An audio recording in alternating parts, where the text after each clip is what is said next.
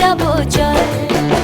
দু চোখে কৃষ্ণচূড়া হাওয়ায় দিল ডাক, হাতে হাতে রাখবো সুজন বন্ধু হয়ে থাক।